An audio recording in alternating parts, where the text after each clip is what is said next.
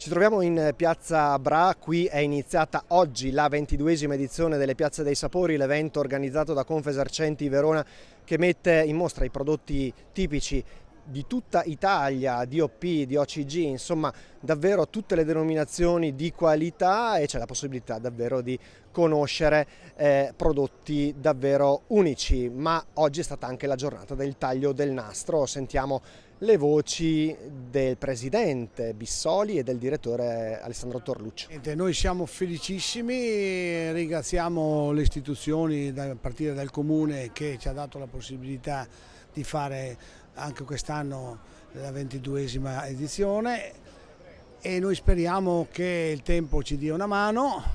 Noi ci abbiamo messo tutto il nostro impegno per far venire le attività da tutta Italia e portare a Verona, come abbiamo sempre fatto, delle eccellenze del cibo italiano.